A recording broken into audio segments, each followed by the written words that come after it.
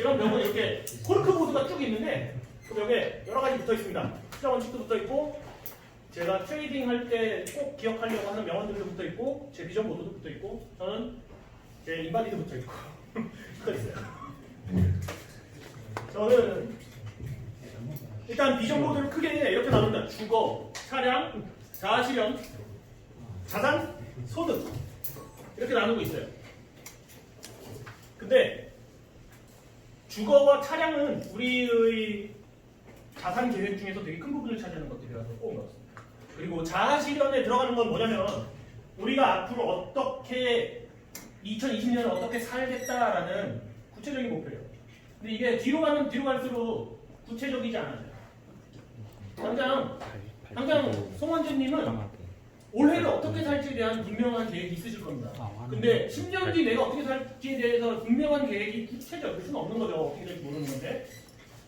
참 재밌는 얘기를 하면 저는요 이 비전보드가 집에 있었는데 이건 최근에 만든 거고 저는 15년 계획이 있었습니다. 2012년부터.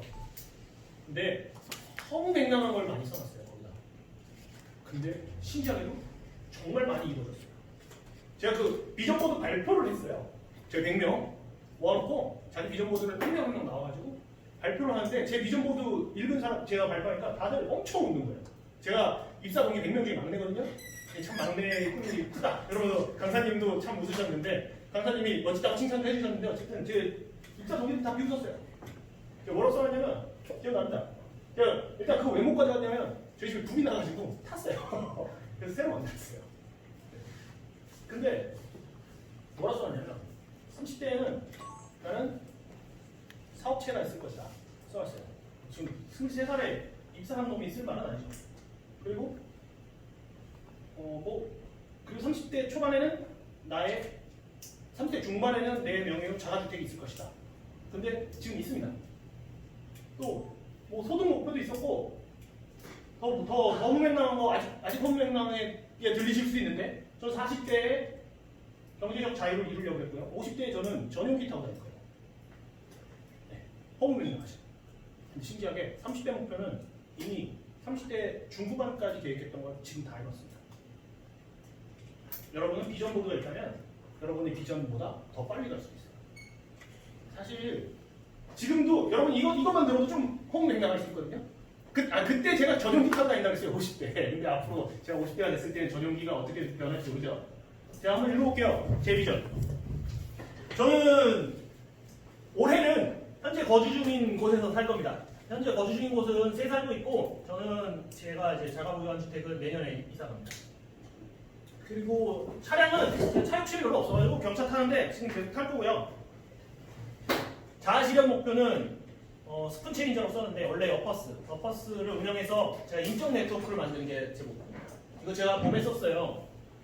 좀 찬바람 불 때 썼는데 많은 것들이 2020년 목표가 이미 초과 달성하고 있는 것들이 정말 많아요. 유튜브로 사업 확장 시작했습니다. 아직 구독자는 60몇 명밖에 안 되는데 사업이라고 부를 수는 없겠지만 시작했고 일상 영어 회화 가능한 수준까지 공부 이거 왜 하려고 했냐면요.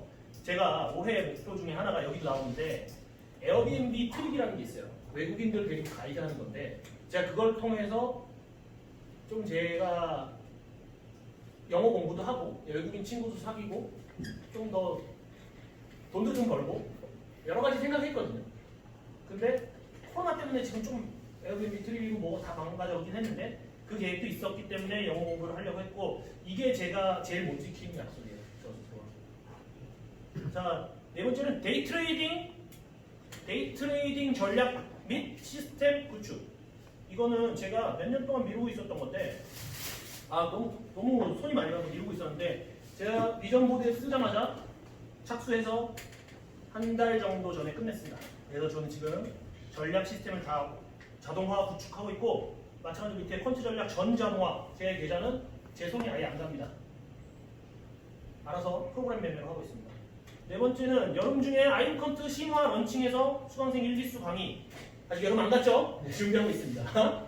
그 밑에 보면 제가 좀 다쳤었어요.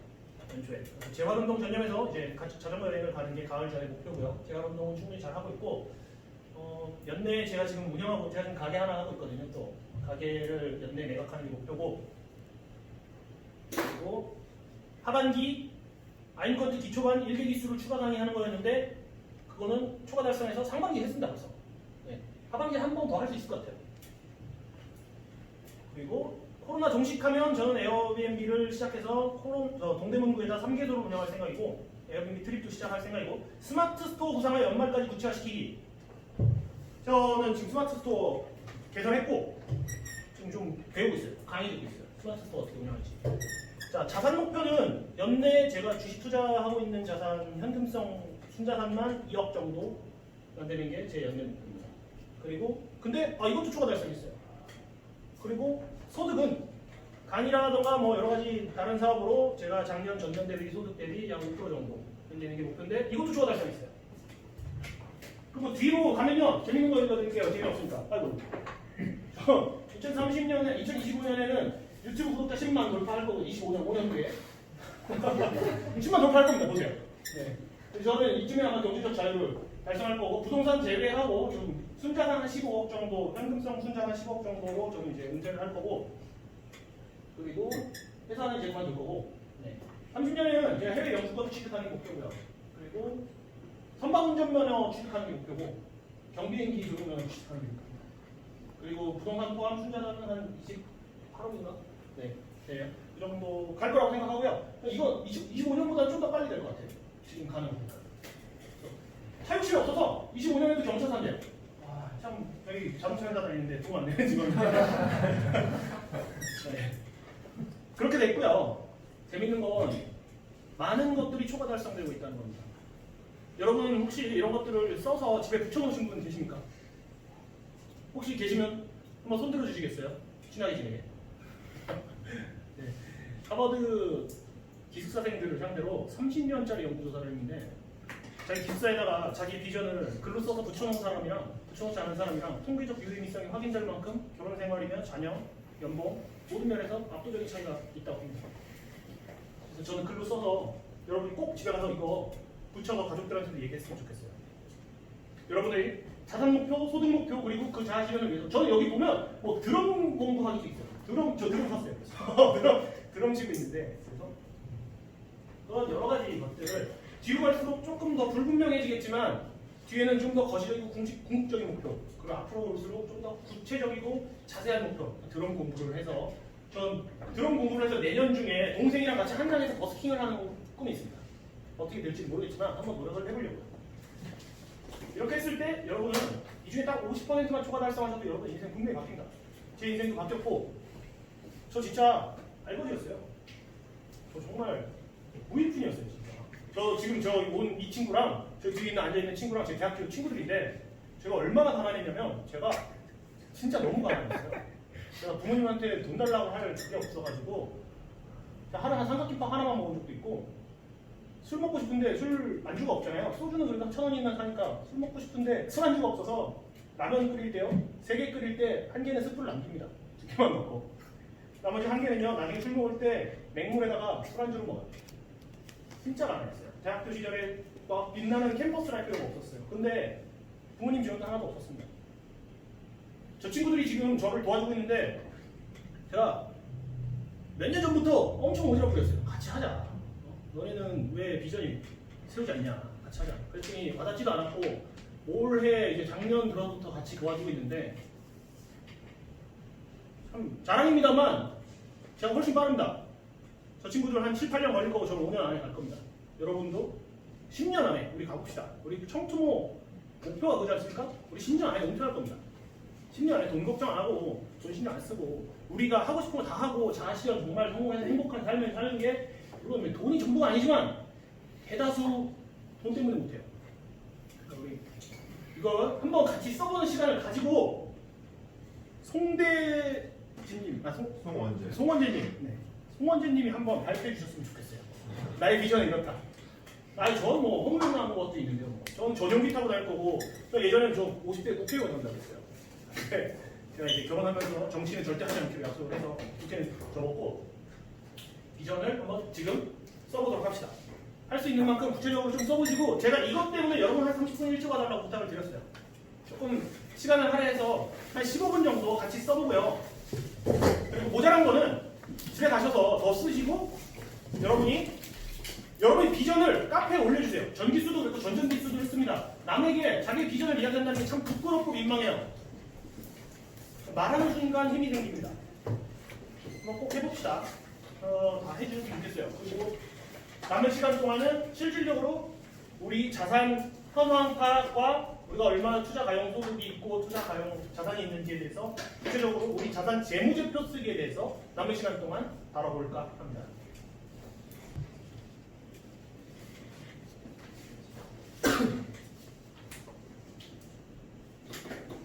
집에 가서 잘 안 하드려요. 지금 하셔야 돼요.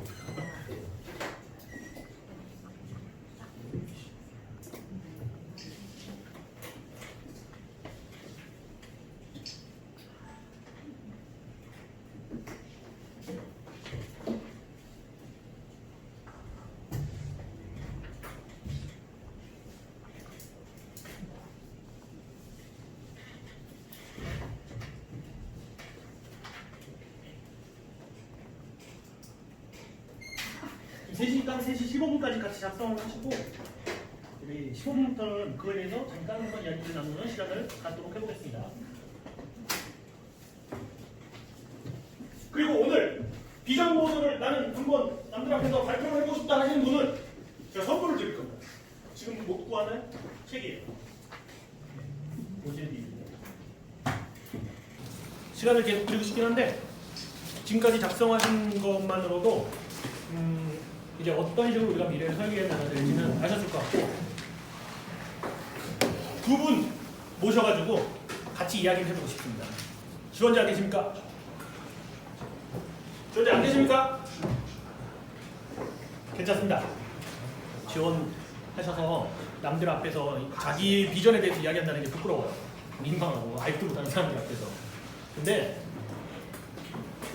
다 한 번 했어요. 그냥 하니까 민망한데 제 생각에는 그분들이 이제 그 기수의 에이스가 되십니다. 정말 비전이 확실하신 분들만 남들 앞에서 자기 비전을 얘기하십니다. 지원자 계세요? 한번 손 들어보세요. 없으시면 생략하고 넘어갈게요. 괜찮으세요? 네, 두 분. 네, 앞에 분부터 한번 나오실까요? 네, 우리 박수 쳐줄까요? 더 부담스럽게. 올해는 어떻게 채워지고 있습니까? 일단 저희 주거 차량 이런 것보다도 자아지역이 어떻게 목표가 있으신지. 어렵더라고요. 일단 전 3가지 썼는데 네. 일단 좀 아직 회사에서 연차가 좀 짧아가지고 회사에서 인정받는 게 약간 그렇고 일단 2번째가 투자 실력 키우기, 네. 3번째가 인간관계 좀 넓히고 이렇게만 썼는데 소득이랑 자산 부분만 좀 네. 상세히 썼거든요. 네. 한번 얘기 좀 해주세요. 연도별로. 올해 자산과 소득 목표.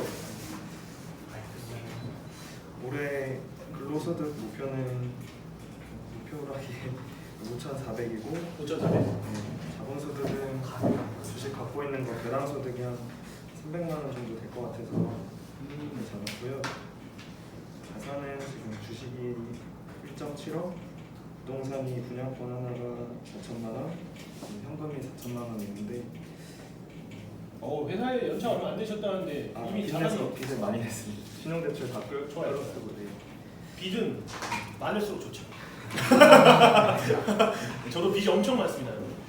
저도 빚이 거의 한 10억 될 것 같아요. 사실 목표는 주식을 좀 연마다 한 2배씩 하는 게 목표였는데 2배 수익률이요? 네, 근데 여기에 연평균이 10%여가지고 아니 그럴 수 있죠. 2배 수익률 내시는 분 저 몇 분 봤어요. 실제로 있어요. 여기 혹시 근데 근로소득은 제가 여쭤보시는데 네. 혹시 월급 외에 다른 근로소득이 또 있으세요? 없습니다. 그러면 앞으로의 목표에서 월급 외에 다른 근로소득을 만들 생각은 있으세요? 월세를 좀 한 5년 정도는 적극적으로 시세 차익 정도로 좀 해보고 네. 그 다음에는 차근차근 월세나 배당을 이제 근로소득을 어느 정도 맞춰가려고 하는데 자본소득에 집중을 하시는 거죠? 네. 네, 그렇죠. 좋은 생각이죠. 아직은 뭐 수익으로 대단하시네요. 네. 혹시 네. 나이 여쭤봐도 괜찮을까요? 32살. 32살이면 그 경제활동 시작하신 지 얼마 안 되셨겠네요. 지금 3년 회사 3년 차요. 대단하지 않습니까? 아무리 대출이 많아도 진짜 너무 대단하죠. 네. 네. 그래서 부동산은 올해 말에서 내년 초에 한 채 더 네. 직접 매수하는 쪽으로 해서 내년에는 부동산 5억 정도? 5억. 네, 주식은 이제 좀 줄일 생각이라 주식이요. 네, 그래서 주식은 일단 내년까지 비슷한 규모로 하고 네. 사실 그 다음은 정확히 잘 좀 산정이 안 추상적이죠. 돼서 그럼 마지막 걸 한번 얘기해 네, 주세요. 마지막에는 2030년에는 주식이 20억, 부동산이 5억, 현금이 3억 이렇게 목표를 썼습니다. 근로소득 쪽은 어떻게 될까요? 근로소득은 제가 정해져 있어서 공기업에 다녀서 아, 그러시군요. 그렇게 오르는 폭이 높진 않아가지고 거의 비슷할 거예요. 한 7천으로 잡았어요. 네. 아, 그래도 지금 여기에 추가적으로 들어가야 되는 부분들은 우리가 자아실현이라고 말했지만 자아실현이 꼭 나는 뭐 기타 자격증이 될 거야 이런 것만이 아니라 내가 그 근로소득이라든가 자본소득을 증액시키고 그러기 위해서 필요한 나의 자질들을 어떻게 갖출 것인가도 또 들어갈 수 있는 부분이거든요. 네. 그 부분이 추가되면 정말 멋진 계획이실 것 같아요. 10년 후에 공기업 다니면서 자산 규모가 한 30억 정도 되시면 뭐 나쁠 거 없죠. 이렇게 하겠습니다. 네. 아, 감사합니다. 저는 청투부 나오면서 정말 좋은 게 나오시는 분들이요 보통 사람들이 아니에요. 아니 여기 계신 모두가 보통 사람이 일요일날 오후에 이런데 안 만나요. 보통 사람들이 아닌 사람들끼리 어울리는데 보통의 결과가 기다리지 않겠죠. 저는 보통 이상을 추구하고 여러분도 그런 분들이라서 너무 좋아요. 전 사실 여기서 인적 네트워크 만들려고 나온 게 제일 큽니다. 임예리님의 한번 발표 들어볼까요? 네, 저는 아까도 말씀드렸듯이 모은 자산 이런 건 없고 일단은 지금 주거는 부모님 댁에 거주를 하고 있고 네. 차량도 없습니다. 그래서 네. 차량은 앞으로도 계속 없었으면 좋겠어요. 저는 사실. 추천드립니다. 저. 자동차 회사 직원이 자가공유 차량이 없어도 살 수 있으면 없는 게 좋아요. 네, 그래서 만약에 제가 결혼을 해서 네. 뭐 5년 뒤쯤에는 결혼을 할 수도 있지 않을까 생각을 해서 네. 없지만 뭐 남편이 차가 필요하다면 제가 사줄 수도 있는 그런 상황이 좋지 않을까라는 거 정도 생각을 해봤고 일단 지금 현재 자아 실현은 막 수익적으로 생각을 많이 해보진 않았고 그냥 매일 책을 읽고 그냥 경제나 투자 공부하는 거 그리고 이제 제가 영상 쪽 일을 해서 네. 그런 거 관련해서 수업을 열어서 수익을 좀 만들어 보고 싶고 이제 그림도 좀 그릴 줄 알아서 그런 그림 수업 관련해서 수익을 좀 만들어 보고 싶은데 노동소득의 증대가 확실하네요. 네. 근데 뭐 아직 막 뚜렷하게 있진 않고 그리고 저도 이제 어머니랑 같이 이제 아마존 스토어를 한번 열어보면 어떨까 해서 좀 공부를 같이 해보려고 하고 있고 또 배우는 걸 저도 좋아해서 뭐 초코 방향제나 캔들 같은 거를 만들어서 뭐 판매를 해본다든지 자격증을 취득한다든지 그런 걸 해보고 싶고요. 그리고 제가 일하는 게 좀 프리랜서 이런 거여가지고 이제 월급 인상이나 이런 거는 사실 없다고 보는데 그래도 뭔가 올릴 수 있다면 가치를 올릴 수 있다면 올리고 싶고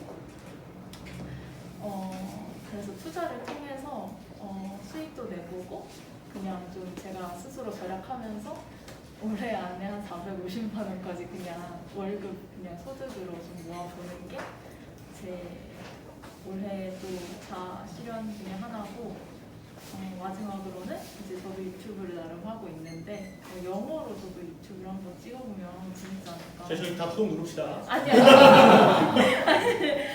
제가 너무 남들게 보이기 창피하지만 그래도 영어로 한번 유튜브 만들어 보고 싶고 또 욕심 같아서 이제 양말 같은 거를 만들어 보고 싶어요. 양말 사업을 해보고 싶은데 그것도 나름 그 유형자산이라고 하나? 그런 인센티브가 붙는 그런 사업이라고 들어가지고 되면은 그것도 해보고 싶습니다.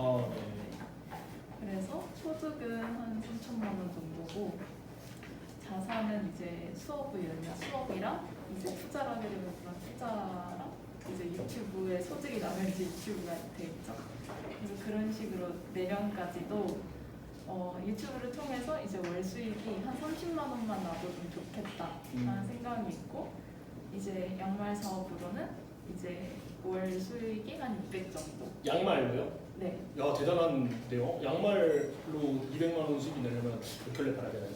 근데 보통 되게 덤핑으로 많이 팔고 한 번에 팔때막 아 제가 사업 관심 있어가지고.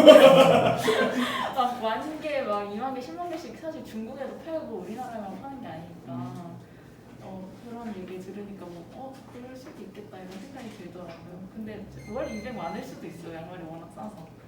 그리고 이제 수업이나 그런 커미션 같은 걸로 월 100 정도 소득 만들고 이제 투자 수익으로는 이게 제가 투자 수익이 얼마나 많은 건지는 잘 상상이 안 가서 한 10% 정도 투자 수익이 나면은 좋지 않을까 생각을 했습니다.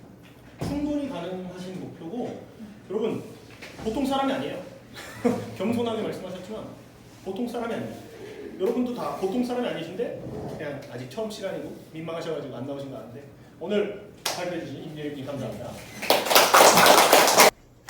여러분 우리 한번 카페에 올려봅시다. 네. 민망해하지 마시고 저도 올려놨어요. 여기 이 친구도 올려놨어요. 저희 다 오퍼스 회원들. 지금 저 도와주는 매니저 친구도 그렇고 남한테 얘기한다는 순간부터 이제 어느 정도의 책임감도 스스로에게 생기고요. 가족들한테도 얘기하시고 집에 꼭 붙여놓으세요. 네. 집에 안 붙여놓고 그냥 불려놓으면 없어져요.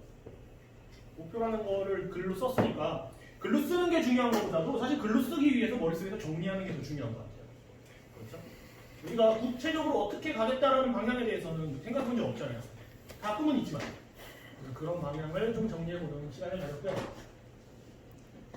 좀 민망하신데도 이렇게 참석해주신 두 분 정말 감사드립니다. 제가 카페에 링크를 하나 올려놨습니다.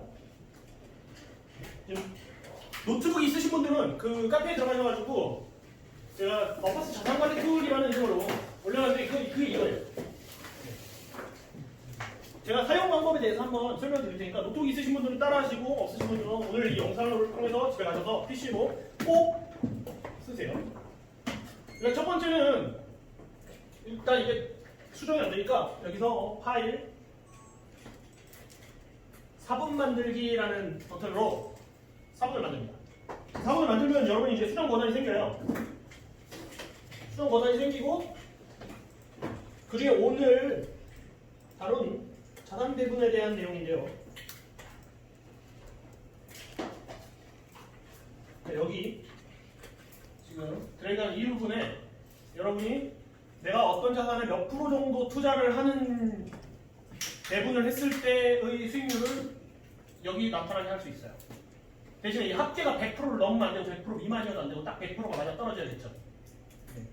여기에 뭐 자산, 뭐 미국의 몇 프로, 달러의 몇 프로, 현금 몇 프로, 한국 주식 몇 프로, 채권의 몇 프로 그런 식으로 해서 백테스팅을 해볼 수 있는 거예요. 백테스팅 툴입니다. 한번 해보시고 자산 배분에 대해서는 앞으로 계속 다룰 거예요. 왜 이게 되고 과거의 결과만이 아니라 미래의 결과로 이어질 수 있는지에 대한 논리적 납득이 돼야 돼요. 그래야지 사실 우리가 리스크 관리며 뭐며 여러분 한번 생각해볼까요? 리스크 공략법이라는 게 공략법이 있다고 말씀드렸어요. 공략법이라는 게 근데 어떻게 만들어지는 거죠? 결국 과거 기록들을 기반으로 만들어집니다. 바둑 기본은 이렇게 하더니 이겼더라로 만들어집니다. 축구 포메이션도 11명 그냥 풀어놓는 것보다 4-3-3전이라고 하는 게 체계적으로 수비도 되고 공격도 되고 해서 이기더라로 만들어집니다. 자산 전략도 마찬가지입니다.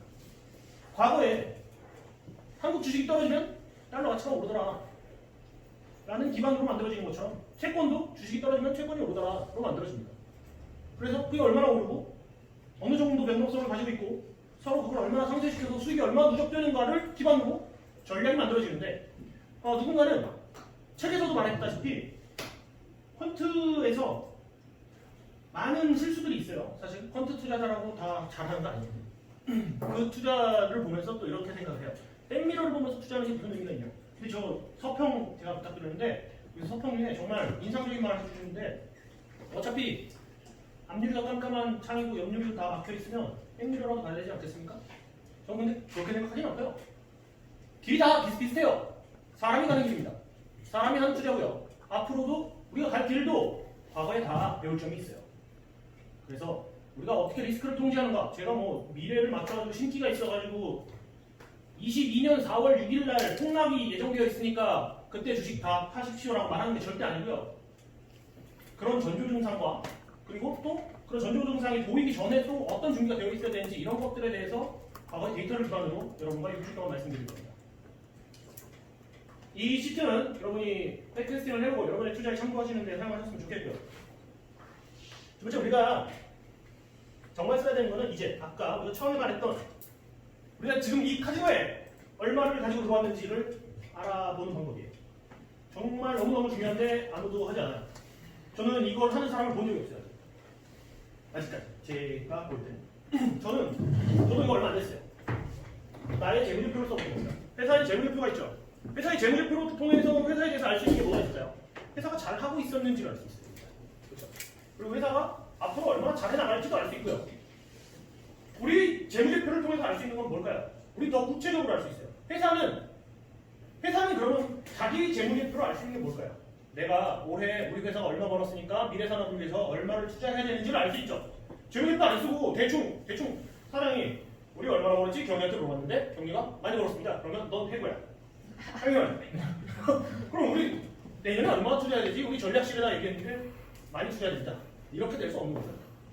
우리가 얼마를 벌었고 우리 얼마를 투자해야 되고 우리가 아까 목표했던 첫 번째 봤던 우리 은퇴를 위해서 경제적 자유를 위해서 우리 연도별로 계산된 우리 그 값을 위해서 우리가 얼마를 투자해야 되는지는 우리 재무제표를 분석하지 않으면 알 수가 없어요.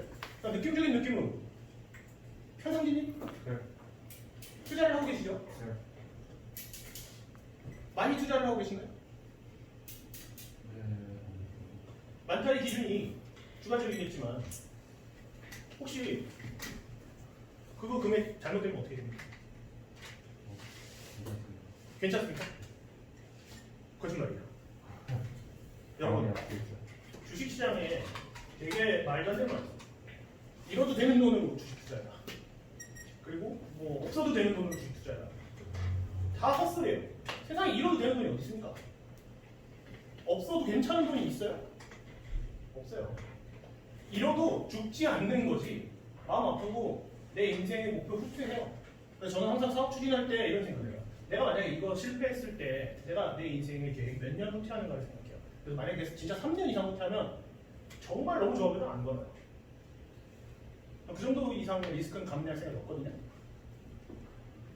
그것처럼 자기가 없어도 되는 돈이라고 없습니다. 우리. 그런데 활용해도 되는 돈은 있어요. 그 활용해도 되는 돈을 한번 나눠보도록 하는 거예요. 여기 지금 우리가 건드려도 되는 부분은요.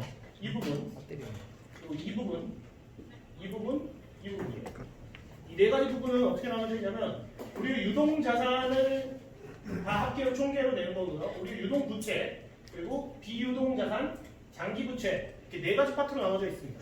유동 자산이라는 건 뭐냐면 당장 다다음 주까지 우리 한 2주 안에 꺼내려면 꺼낼 수 있는 돈은 다 유동 자산으로 분류를 합니다. 그리고 비유동 자산이라는 건 뭐냐면 묶여있는 돈, 2주 안에 못 꺼내는 돈. 사실 이거 지금 이 친구가 만들었어요. 지금 제 매니저 친구가 만들었는데 이거 잘못 쓴 거예요. 예금이랑 적금은요. 마음만 먹으면 2주 안에 끝낼 수 있기 때문에 유동 자산을 넣어야 됩니다. 그리고 저는 여러분한테 마음을 먹으시길 권합니다. 네. 예금 적금은 꺼내세요. 유동 자산을 넣어서 차라리 현금으로 가지고 있으세요. 투자 기회가 왔을 때 언제든지 잡을 수 있도록. 어차피 적금 이자가 없는데. 자, 비유동 자산에는 뭘 넣어야 되냐? 부동산이라든가 우리 뭐 보증금이라든가 여러 가지 묶여 있는 돈들. 누군가에게 내가 뭐 빌려준 돈. 앞으로 뭐 당분간 2주 안에 받기 힘든 그런 돈. 그런 돈들을 비유동 자산에다가 한번 써봅시다. 항목별로. 세 번째는 유동 부채 총계인데 다들 크고 작은 대출이 있을 겁니다. 그렇죠? 신용카드 결제까지 쓰는 거는 조금 오버였어요. 근데 뭐 마통도 있고 예를 들면 마이너스 통장이 10년 만기다. 그러면 비유동 장기 부채에 넣습니다. 근데 신용대출이라도 1년 안에 갚아야 된다라면 그 유동 부채에 넣습니다. 1년 안에 갚아야 되는 돈. 내가 친구한테 얼마 빌렸다던가 내가 뭐 전세 보증금 얼마 돌려줘야 된다던가 그런 것들은 다 유동 부채에 넣습니다. 근데 그게 수년간 사용할 수 있으면 장기 부채로 넣습니다. 그렇게 되면 우리가 자산을 알 수 있고요. 부채를 알 수 있어요. 그러면 부채 비율도 알 수 있고요. 우리 자산이 앞으로 저는 이 차트에다가 우리 자산이 어떤 방식으로 성장해 나가는지를 계속 그려나갈 거예요. 우리 방향이 옳은가를 알 수 있겠죠? 그리고 이걸 알 수 있어야지 그럼 우리가 얼마 투자해야 되는가? 얼마 투자해야 될까요? 무조건 이 안에서 투자합니다. 저는 근데 여기에 뭐뭐 넣어놨냐면 여기 제일 마통도 넣었어요. 마통은 저에게 있어서 장기 부채이기도 하면서 유동 자산이기도 해요. 여러분한테 제가 그 얼마 전도 아니고 그저께 제 친구한테 이런 얘기를 했어요. 마통이 어때요? 1,000만 원 정도 현금이 있다고 그러더라고요. 1,000만 원 현금을 가지고 있는 이유는 뭐냐? 그랬더니 무슨 일이 생길지 모르잖아. 비상시에 쓰여야 될 돈이 있어야 되니까 1,000만 원을 놔두겠다. 그런데 그렇게 생각하지 말고 차라리 마통을 끊고 그 1,000만 원을 너 투자해야 저는 이렇게 말했어요. 왜? 그 1,000만 원은 예를 들어서 무슨 일이 정말 생겨서 1,000만 원을 쓰면 그 친구는 다시 그 1,000만 원을 언젠가 다시 채워 넣을 겁니다. 그렇죠? 그래서 그 1,000만 원은 항상 그 친구에게는 못 쓰는 돈일 거예요. 기회비용은 평생 1,000만 원어치 못 쓰고 살겠죠. 마통을 만들어 놨을 때 우리가 정말 필요한 돈이 있으면 마통에서 꺼내서 그 심각한 상황을 해결하고 어차피 1,000만 원을 다시 만들던 것처럼 마통을 갚고 나가면 됩니다. 저는 여러분한테 저 새파랗게 어린 놈이 지금 빚지라고 자꾸 막 권하는 것 같은데 이런 생각을 하고는 게 아니고 되는 사람이 있고 안 되는 사람이 있어요. 저도 보니까 저희 아버지는 안 되더라고요. 저는 되더라고요. 저는 대출이 굉장히 많고 레버리지를 굉장히 크게 쓰고 있는데 오래됐어요. 레버리지 쓴 지도 거의 10억 가까이 되는 금액을 부동산이랑 마이너스 통장이랑 신용대출이랑 사업자 대출이랑 뭐 여러 가지 의미에서 다 받고 있고 그래서 제 연평균 수익률은 사실 따지면 뭐 한 10%에서 15% 정도밖에 안 되는데 그 레버리지 효과를 더하면 어마어마하게 올라갑니다. 저는 1년에 30-40%씩 제 순자산이 있어요. 레버리지 효과. 근데 그 레버리지가 여러분한테 분명히 그 레버리지를 어떻게 쓰는지도 분명히 얘기를 드릴 건데 함부로 써도 안 되는 거예요. 빚을 줄 때 제가 여기다 빚 내서 투자해라 이런 얘기 하는 거 아니에요. 그거는 나중에 들을 때 하죠. 근데 그 빚을 대하는 자세가 그걸 나의 자산이라고 생각하고 다뤄야 돼요. 그걸 쓸 거면. 그래서 저는 여기 유동자산이 없습니다. 제 빚은, 제 신용대출은 제 신용에 대한 자산입니다. 신용자산. 그래서 여기 장기부채에도 넣어놨지만 저는 그것도 투자에 활용하고 있어요. 그리고 완벽한 리스크 관리를 제가 완벽하다고 할 수는 없지만 제가 할 수 있는 최선의 리스크 관리를 하고 있고 저는 그거에 대한 상한 능력이 충분히 존재하기 때문에 자산을 적어놓고 쓰고 있고 여러분도 그런 식으로도 할 수 있고 아니면 지금 가지고 계신 자산 중에 유동자산을 여기다 따로 뽑아서 여러분이 카지노에 들고 들어가야 돼도 되는 돈은 딱 여기가 맥스고요. 여기가 맥스예요. 그렇죠? 이것까지 뭐 건드려가지고 어디가 뭐 쏙 당겨가지고 부모님 돈까지 가져오고 뭐 그러면 절대 안 되고 여기가 맥스고 이 안에서도 여러분이 지금 저는 추천드리는 거는 최대 원리를 5배 정도예요. 리스크 관리에 대한 대책이 확실하게 있어가지고 투자를 하는 게 아니면 일단 반토막까지 각오를 해야 돼요. 반토막 각오를 했는데 월급에 왜 5배냐? 월급이 한 500만 원인 사람이 한 1,200만 원 정도까지는 없어도 인생이 망가지진 않아요. 근데 만약에 2-3천만 원이 없어지면 좀 후퇴해요. 그리고 만약 한 5천만 원이 없어지면 엄청 후퇴해요. 몇년을 후퇴해요. 그래서 제가 생각할 때는 월급의 한 5배 정도를 투자하고 반토막까지 날 수 있다는 각오를 하면 리스크도 적당히 지면서 내가 공부할 수 있는 동기부여도 되고 자극도 되면서 그리고 정말 망하더라도 진짜 망하는 건 아니다. 그렇게 생각해서 여러분한테 최소 2배 그래도 너무 작으면 안 돼요. 월급의 2배 정도에서 5배 정도 사이의 투자금을 가지고 투자를 하면서 조금씩 리스크 관리에 대해서 알아가기를 권해드리는 바입니다. 이거는 여러분이 집에 가셔서 하실 거고 제가 여기서 지금 영상을 통해서 찍고 싶은 거는 이 자동으로 매월 여기에 이렇게 우리 자산을 기록하는 트리거에 대해서 한번 컴퓨터로 보여드릴게요. 잠깐만 이거 영상 찍은 거 있었나? 있는데. 새로 찍어야? 자, 그럼 그거를 간단하게 매크로를 만들어놨으니까 매크로를 활성화만 시키면 돼요. 그 활성화시키는 법에 대해서 보여드리겠습니다.